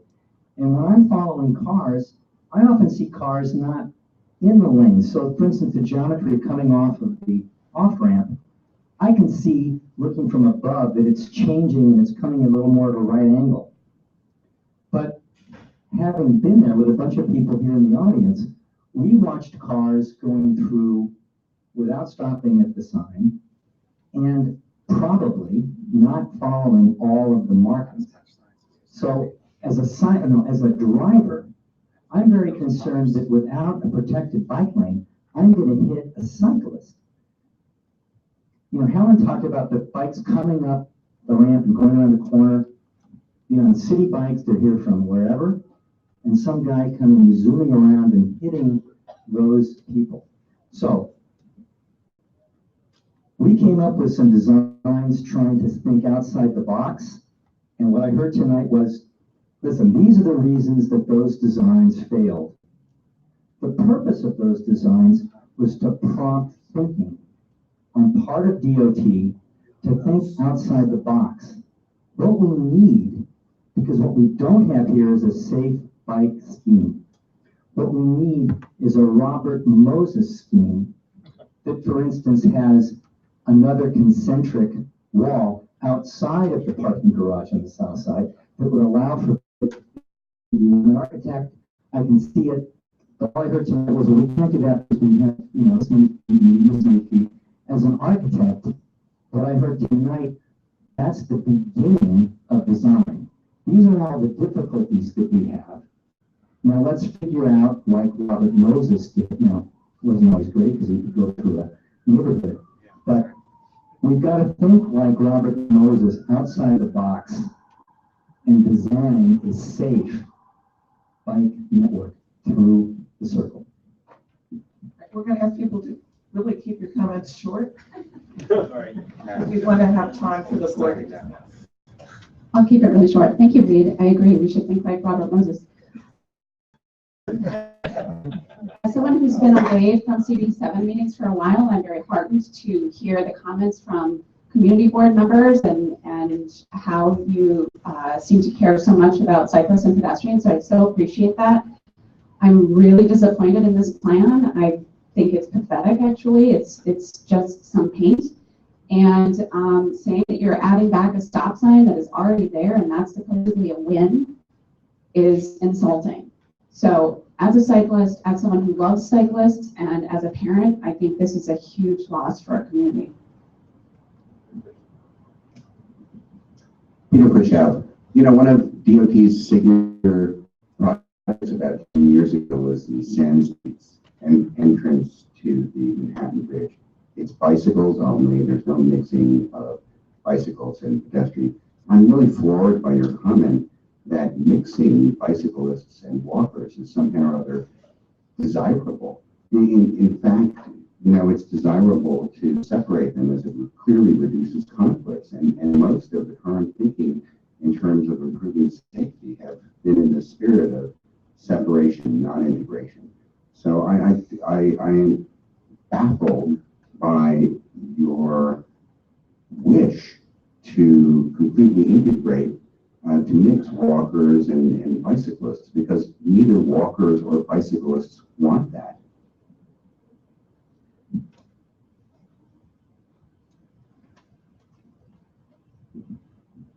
Yeah, I'm Mark Orton. Again, I'm extremely disappointed with this plan from the point of view of cyclist safety. I mean, I cycle in the Rotunda regularly, and most of the time drivers coming off the ramp stop and yield. But a couple of times a year, I make it through and think, I almost died. And if I wasn't such a common cyclist, it would be enough to just stop me cycling for good. And I think there's a lot of people who wouldn't even think about going in that rotunda. And I have all sorts of experiences, such as cycling with my 8-year-old daughter who's getting literally yelled at, cursed at by drivers, honked at by drivers. I mean, it's a really, really hostile place, which is generally survivable, but it's not good. And the fact that you're not showing any creativity and so little flexibility, I mean, a lot of people from the community went out and took a hard look at this. It's an 18-foot wide garage, and if you look at the corners going down into the garage, those are really, really, there's no way a big truck or anything can get in that garage. So, I mean, maybe it's not 14 feet to get through that garage, but it's enough room and way, way better than being mixed up with traffic that's coming off of a highway. And I would really encourage you to go back and look at it again. Again, you have separation for pedestrians except for handicapped people, and the handicapped people would be on the other side.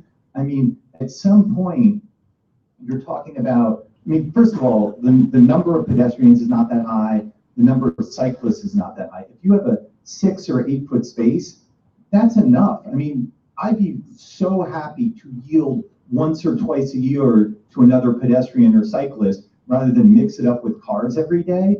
I mean, it's a way, way better solution. I understand it's not perfect, but you're talking about rules and you're citing these rules. Well, the MUTCD says you're not supposed to have bicyclists on a rotunda, and somehow you're doing that. So if you're breaking some rules, I would encourage you to break them in the interest of safety rather than in the interest of just ease of keeping your design.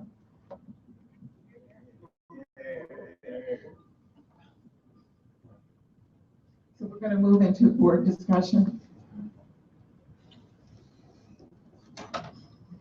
You guys hold this mic and I'll walk the other one.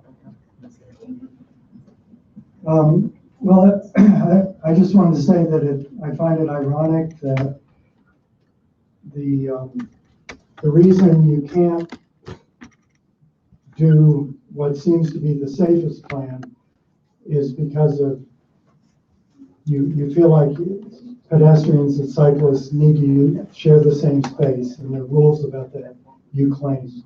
And yet, what that results in is throwing cyclists in with motor vehicles in a very dangerous traffic circle. And there's apparently no rule against that. It just seems very ironic. I know that if this city were in Western Europe, or even Montreal, which gets a lot more snow than we do, they have separated bike lanes in Montreal. And I'm sure they have, and I think they're concrete, separated by concrete. And somehow they can figure out the snow removal. That seems to be your major objection, is the snow removal. Don't you have, you must have smaller snow plows that could be used. Like the plows that are used in the bike lanes, for instance, on Clovis Avenue. But anyway, I'm disappointed. Just a quick comment. I looked on Wikipedia. This whole thing was built in less than 3 years. So you're spending more time than they actually spent to build it, hundreds of millions of dollars, and this, I just expected more. This is not safe. So given the money and the time, I think and what you're hearing from other people, we expected a lot more. I'll let others. Mark? Okay. I'm grateful for the change from the previous design on the deck above, which had that red stuff that tried to channel the cyclists into what I will call the bus lane. And Councilmember Rosenthal, I don't know if she's still here, but she also highlighted my other really serious concern, which is entering from the south part of the Greenway northbound from the south and then curving around. It takes a practiced eye to know that the cars you need to be concerned with are the ones that are coming from 79th Street, because they're the ones that are, very few people are going to come off the exit ramp from the southbound Henry Hudson and then get right back on it. I assume it can happen, but very few, right? So the concern is that the folks coming from Riverside Drive, if you will, and coming 3/4 of the way around the ramp will conflict with the green stripe right there, and they may not know until they get to that green stripe that conflict exists. I don't know how to solve that problem. I'm not sure I see a solution here, although I see a vast improvement over the last section. The rest of my comments will have to do with preservation, so let's hold that until the next time. Mike, I agree with the number of things you've said tonight. My biggest concern is that it seems like there might be other ways to get into the park for the cyclists. It seems dangerous to have the two together. I agree with you, Ken, on rare occasion here. It just seems like a recipe for disaster. Maybe there's other ways for the bicyclists to get around there as opposed to being. I've never ridden a bike on the Rotunda. I would be terrified to. I have, however, driven off the highway on a car, and it terrifies me that the bikes are coming around the corner there. And the thought that I could hit somebody is really terrifying. And then when you add the buses into the mix, it's really perilous. In our resolution, we could include a request to the Parks Department to create a better way for bikes to get into the park rather than an alternative.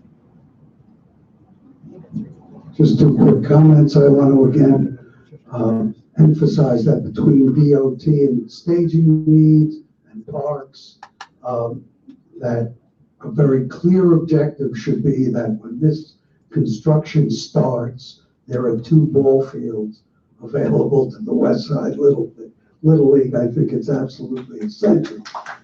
My next comment is I cannot for the life of me understand why this project should take 4 years.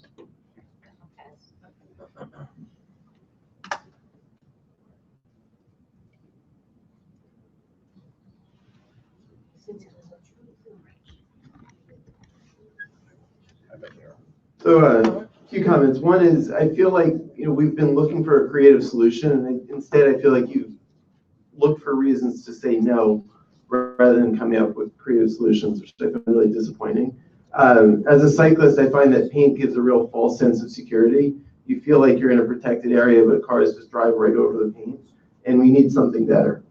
Also, hearing that there's currently a painted bike lane in the Rotunda makes me fear that if legally there's currently a lane, that this one's going to be wiped away really quickly, and we'll get back to right where we are, where there's no paint and no protection at all. Not that paint gives a protection. Echoing a lot of people's thoughts, the two places where cyclists cross with traffic either coming off of a high-speed highway or entering one are real areas of concern. And I don't think that there's any thought to what can be done to address that, and there needs to be. Also, 79th Street is a mess, and it's really disappointing that this is only the Rotunda. It doesn't address the area even under the bridge, let alone the area between Riverside Drive and 79th Street. I agree with, I think it's Jim, and kudos to all the Little League folks here. Switching ball fields makes absolutely no sense, and we can restore both fields without having to switch them. I'm concerned about safety of all park users, but especially the Little League kids. As trucks are driving into and around the park, I want to make sure that trucks are only allowed to go specifically from the Rotunda to the staging area. Ideally, agree with Jay that we should make all efforts to keep both ball fields open if at all possible. Some suggestions, and these are not a solution to the issues I brought up, but one is, I think there has to be some way of having seasonal delimiters, even if it's concrete blocks that get put in the spring and taken out in the fall, because there won't be snow. Yeah, we don't know the exact date that the last and first snowfall will be, but we're pretty safe now from May through September. There's not going to be snow. We can have some kind of delimiter, whether it's plastic delimiter, it's bollard, it's concrete, something to protect the cyclists. We could put cat eyes in the street to make people realize that there's safety concerns, even LED lights I've seen in streets that could just give more of a sense of you need to go slow. We need to have a really low speed limit on the ramps and in the Rotunda with great signage throughout.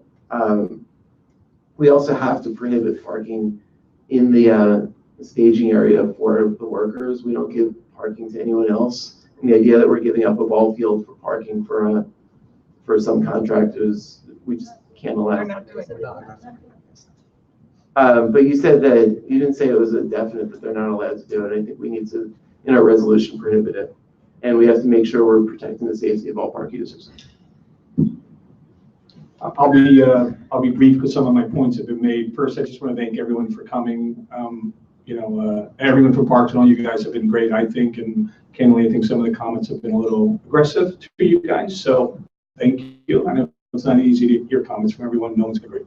I think it should be one field. That was the nature of my questions. I got a lot of concerns about the switching back and forth. It seems makes very logical sense to do South Field. We still get two fields, so that should be part of the process. And if we're going to do, because we're not going to decide on that today, I want to make sure if we're going to make a resolution that the commitment to have one field is tied to Debbie giving the seasonality, because I've got concerns that you have the same months that she has, because it's kind of year round as I see it. So that's what was sparking up. So I would request that we put months involved for the season and from Debbie from the Little League.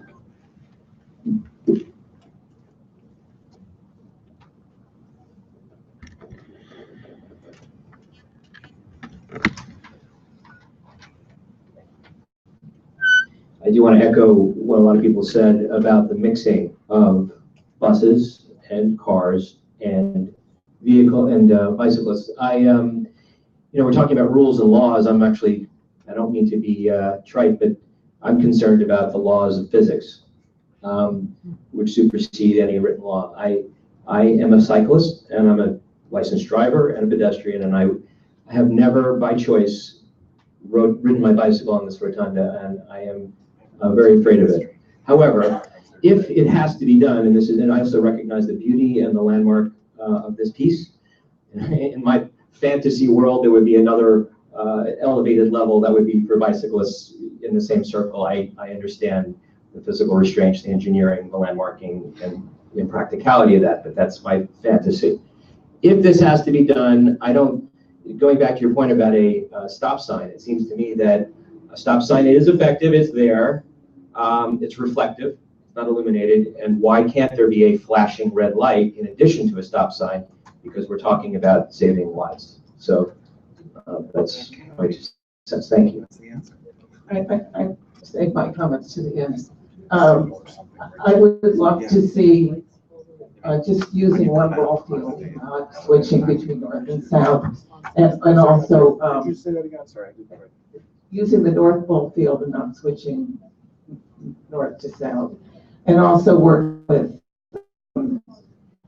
Riverside Park to see if there's some other ball fields that could be that you could share, so that you could have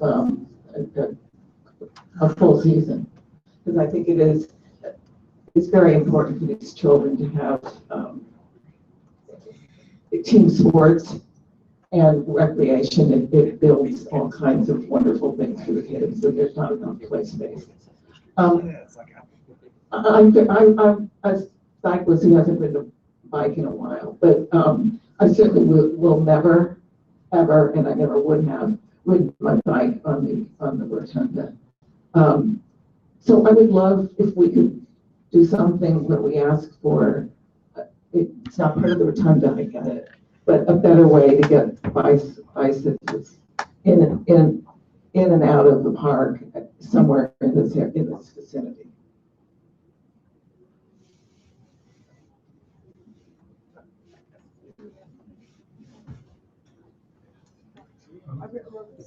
Okay, so I guess we need to come up with a resolution.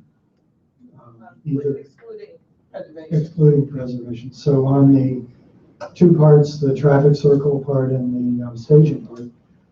And I guess the question is, can we, and Mark, I'd ask you, could we do a resolution to disapprove unless? Or, no, I think we do a resolution. We could do a resolution to disapprove unless, but we can also do a resolution saying we support this under the following conditions. While we appreciate the improvement from the original plan, Community Board 7 still has several important reservations before we could approve a final plan that doesn't have the following elements in it. right. So that would, we would vote to approve that resolution, but it wouldn't be an approval. Correct. Well, it would be a conditional. A conditional. What I'm hearing, yeah. Yeah. Can we be clear about the difference between an approval with conditions, a disapproval? But the disapproval just says we don't like the project at all. Well, if it's a disapproval without unless, No. It's not a very productive. can someone explain to me why a disapproval? We're approving a plan that incorporates the comments we made. Okay. Could I also offer this, if it's of any help? We sometimes disapprove unless, especially in BCI, because the agency to whom we're communicating would not read the unless it's a disapproval unless. So SLA, for example, not to we have to any say SLA commissioners in disapprove. the audience, if they say approve, provided that, they just stop reading it approved. Okay. Whereas here, we have a more generous audience, is what we're hoping. It is very responsive to community. And one of the differences is that here, the agency that we're dealing with is the applicant also, as opposed to Consumer Affairs or the SLA or LPC. Yeah. So they more fully understand the process and what our needs are. So an approval upon condition, I think is appropriate. So we're saying it's effectively We're the same saying thing. that conceptually, the project makes sense, provided there are certain conditions met. So I think that's probably the fairest way to do it. Yes, Susan? Can I ask a question? Does that mean that we would then see the proposal? Does that mean we would then see another iteration of this, or that we would just assume that it was going to be fixed? Will that Not be? necessarily. Not necessarily. But we'd be on record for sure. We'd be on record. Will that be satisfactory to you, Ken? Yeah. So I guess our next task is to come up with a list of those conditions by which we would approve it. For me, the bike infrastructure is inadequate. I would want to see physical protection for cyclists or an alternative route that completely physically protects cyclists. That separates them from. So, we're going to be voting on this at the June meeting. It might be a good idea for each of the separate committees to come up with their list of transportation and parks.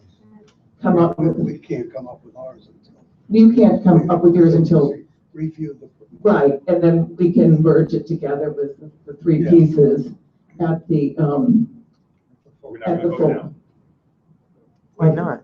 Are we going to vote now? We can vote now. So we need to have a rough outline of. Brainstorm the list. I mean, that's what we usually would do, All right? right, so let's outline our list. So I have, first one I have is physical separation for cyclists or an alternative separate route. Right. Okay, so that's one. I would also add additional signage in any way, shape, or form, whether it's electric, whether it's. Additional signage, now can you specify like where or what or? Yeah, like what we were talking about with the. It's going to depend on the answer to the first thing. I think we need a general We statement. just say additional signage. Because the tactile stuff, if they have an alternate route. Third one. But I would just say in response to Helen's concerns, which are really important, cyclists coming this way, there's something more has got to be done. Yeah, I don't know what it is, but yeah. Could we put a stop sign there? We could, but we heard their concerns Yeah, that putting, that? well, originally their All right, concerns let's were, I'm trying to, is that there were 3 signals that they were contemplating and that was considered excessive and would create unsafe car backup and so forth. One, I don't know. I mean, that may be the only answer. How about a yield to cyclists so that cars who are coming from 79th Street going south on the highway legally have to yield to cyclists? I don't think Yield to anything. that's not going to work. No, I'm saying It's a stop sign, it's. I think if we just. right here, if there's a marking, you must yield. it's inadequate, but is it the best?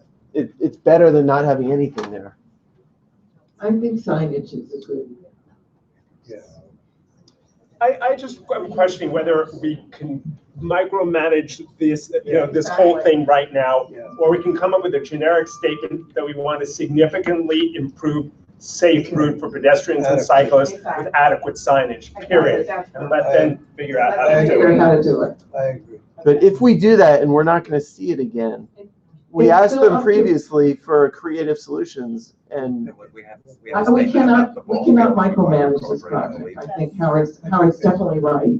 We need to have generic language. Okay, the next item. But, okay, the section between Riverside Drive and the Rotunda, even though that's not part of We're this going to ask project. DOT for that as a separate Yes, we resolution definitely are. through Transportation Committee. Not through this resolution? No, because that's a, It's not That's part a- of I'm this asking, project. I'm not advocating, I'm asking. Yes. Um, And then we need to address the issue about staging, so. Staging, okay. And the issue of storing private contractors. Right, okay. No, a prohibition against storing private vehicles in the staging area. Having 2 operational ball fields at all times, I think was one. I don't think you can, I think you can't ask for 2 operational ball fields. You can ask for using the south field for the ball field and working with the parks, with Riverside Parks Department to ensure that northern fields are available for the older children. The phrase, something about the phrase about sharing the burden, which I thought was really eloquent. Yeah. And sharing, yes, we like that. Just to confirm, we're going to say Southfield. That's what we're going to, we want to use the Southfield.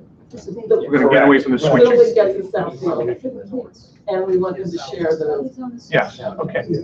And they're going to consult with, they're going to use the seasons as determined by Debbie Quinn.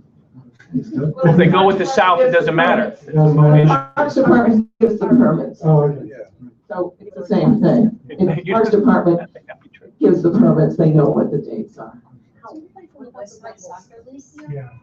They're not using the field. Yeah. You might- Rumble sticks. You might want to make Rumble that strips a and recommendation, signage where possible. Yeah, I like Which, I'm that. sorry. the rumble strips. I would couch that as a recommendation if feasible. Yeah. Now, is this going to be worded as what Howard was saying more articulately than I can right now remember, but materially improving the safety conditions Yes. throughout, including without limitation, exploring rumble strips and things like that? Are we going to say things like Exactly. that? Yeah. Okay. And signage. Some rumble strips, or tactile, I like that word. Tactile. Rumble strips, signage, and was there anything else? I mean, and physical separation of cyclists and, yeah. All right. I think I know what I'm writing. Well, we can do the preamble. Mark, the signage, including illuminated signage. It can be, sure. See the red light is what I'm saying, yeah. There is one other item that I have to bring up for Clary Newmelt, who couldn't be here. God bless you. But you may have heard her talk once or twice about the trash compactors, or the trash bins, not the compactors, that have been along the route that is soon going to be the detour for cyclists, and they are very odoriferous. She tells me there are now 3 of them. So she wanted to make sure that our resolution made sure that it would be we would call for incorporation into the RFP for the concessionaire that the dumpsters be integrated into the concession rather than sitting far outside along a walkway. So anyway, our resolution should call for when the RFP is written in like 5 years. But let's put our flag in the ground right Yes, Okay. yes. So is there anything else for the Just resolution? make the resolution less odoriferous. Yeah. So are we ready to vote? Yes. Should we read the resolution or the notes for it? No, we're gonna do that separate. Separate preservation. Just have to leave up preservation if you need to. Or the preservation's going to be done We'll do either that now. prior to the fourth meeting. So are we ready to vote on the 2 parts? All right. Wait, that's just one point of order question. This is a joint meeting among 3 committees. Are we voting as 3 committees for this vote? Because we're not talking about preservation. We're voting as 3 committees. Which is a good thing because I think we only have a quorum of the preservation committee. So This is what I'd like to do is call the vote for all those who are members of one of the 3 committees. good idea. Yep. Yeah. So all those who are members of one of the 3 committees, if you're voting yes, raise your hand. Do we not get a read of the resolution so we know what we're voting? We never do. Well, Yeah.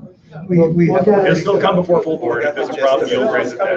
11, 12, 13.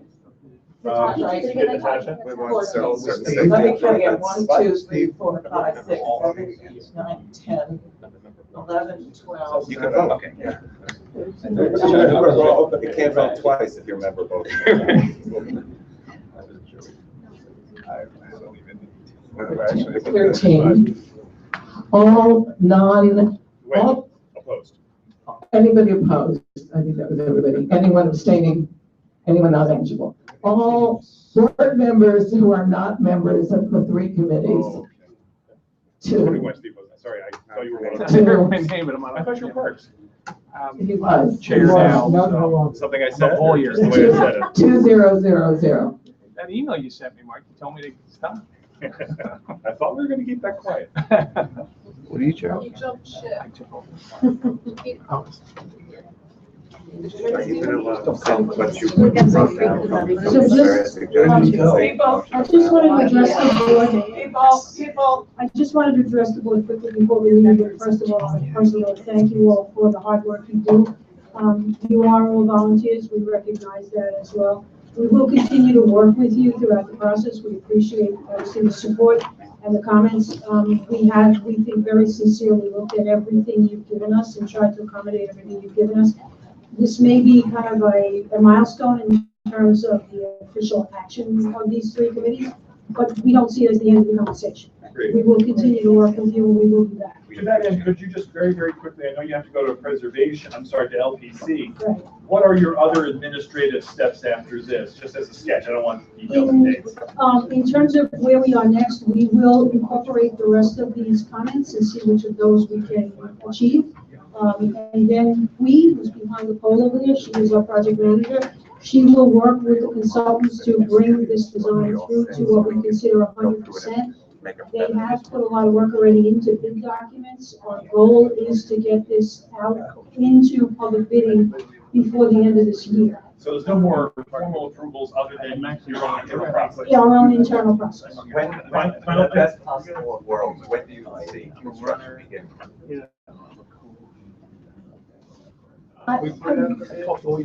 We'd like to hope for this time next year. Sort of, but again, I think what's important, I'm concerned that we leave you with that. This is going to be a fairly complex bid. We do have a lot of custom work, the custodial tiles, the fountains, building out the core and shell of the kitchen. We do expect when we put these documents on the street, there is a time period when the contractors have a fixed period of time to submit questions. The questions come in, and then every other contractor is entitled to see those questions and the answers. So we may be looking on a contract of this scope and this complexity, 4, 5, 6 addenda we might go out before we actually close the door and take final bids. So again, if all things are even and we get 5 great bids with no addenda, it's going to take 6 to 9 months. If we have several detailed questions about the more specific you make the performance in the contract, the more questions we get. And one last thing, because when it starts and you actually cannot exit at 79th Street, when you're in that phase, how far north will motorists be advised that you can't? It will, that's called our maintenance and protection of traffic. We will come back to you before we start construction and present you that in detail. But obviously, here's Rahul, our traffic guy. It's more than half a mile north of 96th Street. So they have, again, they have to find out.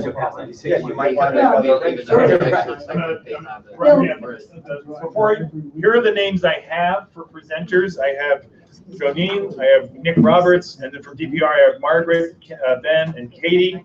I know there are others, so if they could identify themselves to me so I could put them in the minutes, that would be great. Thank you again, everybody. Thank you. On behalf of CB7, we want to thank DOT and Riverside Park and everybody for being very patient with us and being very helpful. We look forward to continuing this work together.